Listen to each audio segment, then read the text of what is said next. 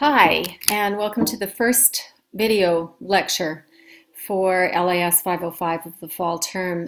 This is a video introduction to week 2, and the week 2 topic that we have an initial post due is the value of research in LIS and the role of theory. So really it's meant as an introduction to the concepts that we'll be talking about in terms of the value of what research is and the value of research within the field of library and information studies. So the intention here in 15 minutes or less is just to talk about what research is and what research means within LIS. Of course, that's a very big topic and it's impossible to encapsulate in a short period of time everything that's been done in the library sciences world with regards to research, but I just hope to give you a little bit of a framework, I guess, in which to consider the readings, think about the readings, and think about what this course is all about and what I hope that this course will bring to your knowledge, especially in the future as practicing professional librarians. So it's really just setting the stage. I could have just said that, setting the stage for the course. But I want to, in these video lectures or video talks, I guess, is to highlight the readings that I've given you and give you kind of a starting point in order for you to continue to explore then some of these initial concepts that we talk about.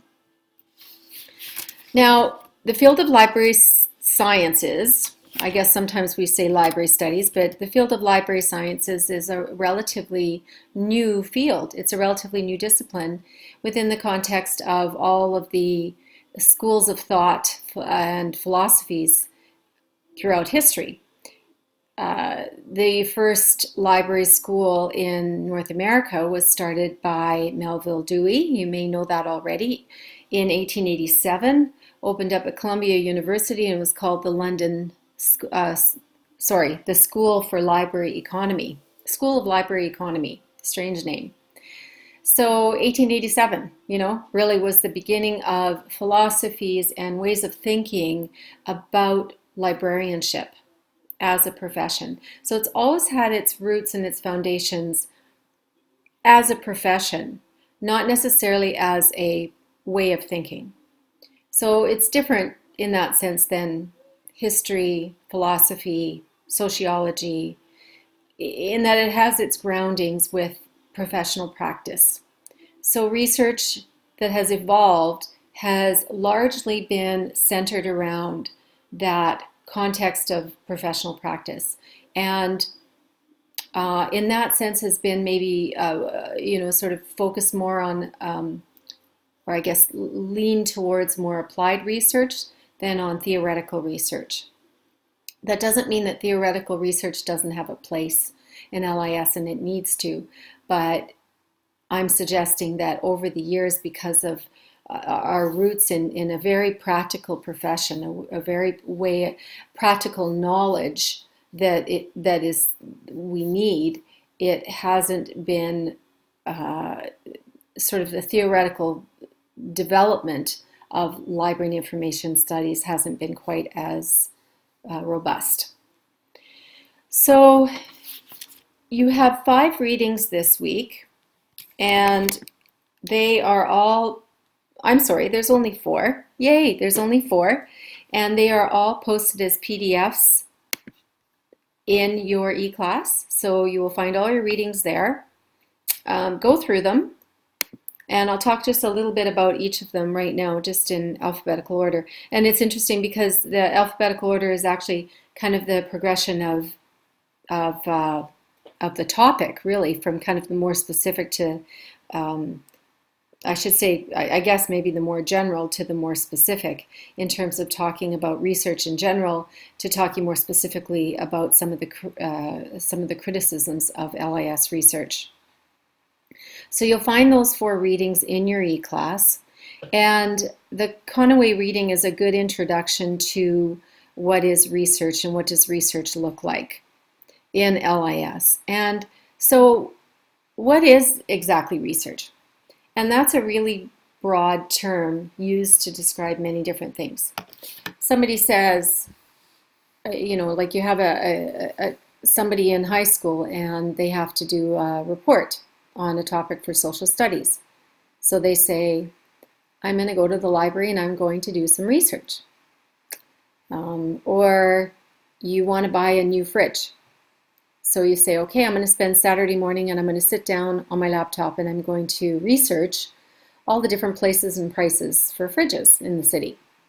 So that's how we use research mainly. But the word research within an academic world means something a little bit different.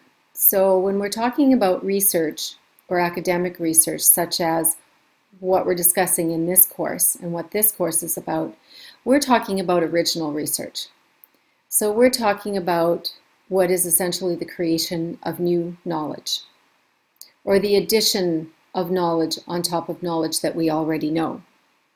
So it's not just acquiring knowledge that already exists out there, but it's the process of developing or creating new knowledge. So that's what we mean in this course when we're talking about research. And the purpose of research, in the last reading, the Yerbury's article, which I found to be the most interesting of the four, Yerbury sees research as an indication of progress in a modernist society. This is how we advance. This is how we learn. This is how we develop. This is how we, attempt to become better as a society. And she says it exemplifies progress in knowledge, is what it does. And so this is our hope. This is our idealistic, quest for what we hope research is. There's other reasons to pursue research, though, not just acquiring new knowledge, but also to test what is already known. So I think it's Yerbury that also suggested that knowledge is provisional, which means that it is only true for the moment that the research was conducted. Research always needs a refresher. So what was true in a research study 20 years ago, is that still true today? And in a discipline like LIS, which is changing and which is sort of on the pulse of society and the pulse of technology, there are going to be changes in how we do things in libraries and how we approach libraries, how we approach knowledge, information, that sort of thing. So we need refreshers. And the best example of that is, of course, the Andrew Wakefield example. Andrew Wakefield was the scientist who wrote a paper in an academic scholarly work called The Lancet on the connection between MMR vaccine and autism. And when that paper was written in 1991, it was written in this academic journal and considered to be valid research because it was in a prestigious journal. Nobody questioned it. But researchers or scientists then looked at it a little bit more closely and realized there was a lot of flaws in the way that he conducted his research, how he collected his data, how he analyzed his data, the scientific methods that he used.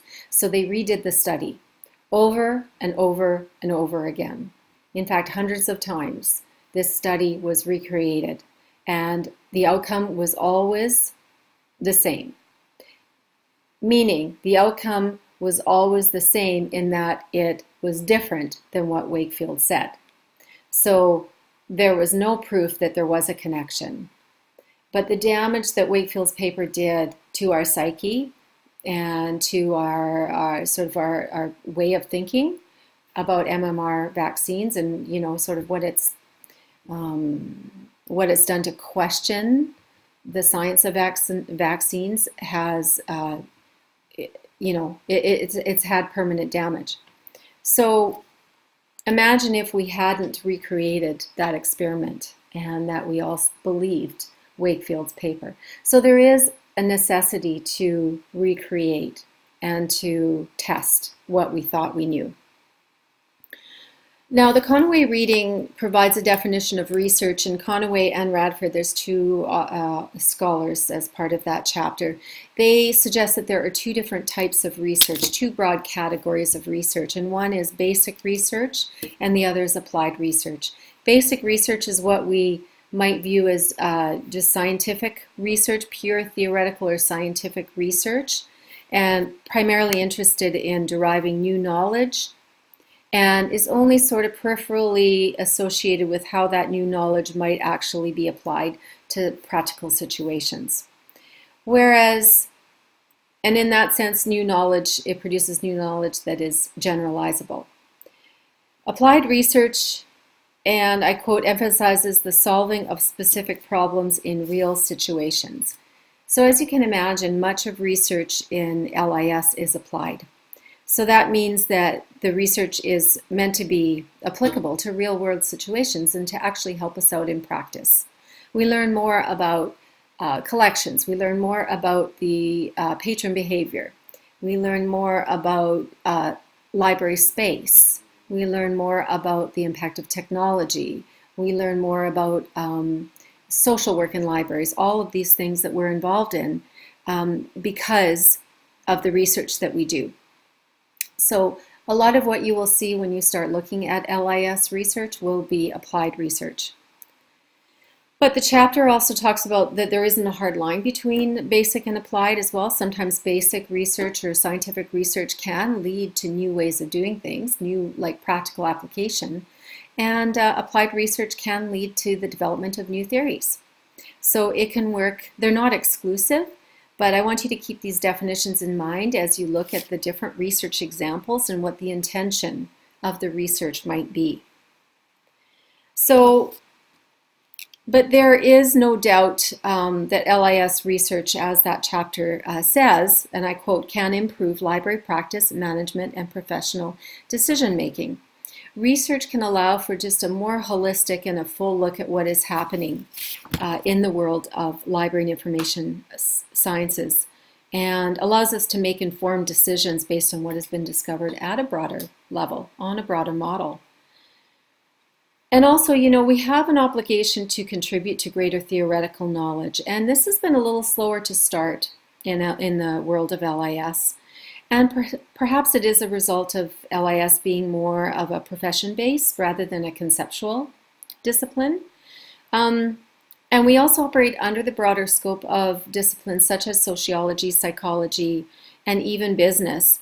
And hence we adapt theoretical frameworks to doing our research that apply to those disciplines, and then we apply them to LIS without really creating new ways of thinking and new theoretical bases and foundations for knowledge within LIS. So just keep that in mind. That will make more sense to you as you do your readings and as you go along and start to explore some more into the literature.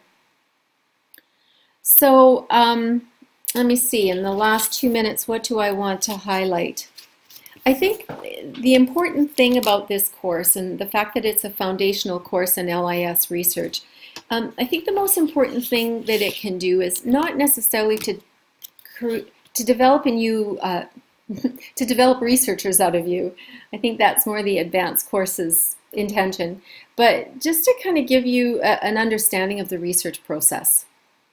Because we all do need to be researchers to a certain extent. And if you don't conduct your own original research when you are a practicing librarian, you will for sure be reading about it. And if you're not reading about it, you should be reading about it. A lot of research that's conducted in LIS is conducted by academic librarians. And that is primarily because it is usually or typically part of their workload, part of their requirements as a librarian. Whereas it is not when you're working in a public library. It's not when you're working in a special library. Certainly not if you're a teacher librarian. So I think it's important to note that we may not all be have a future as researchers, but we all should have a future as people who digest research and use that research to inform our practice. So remember that.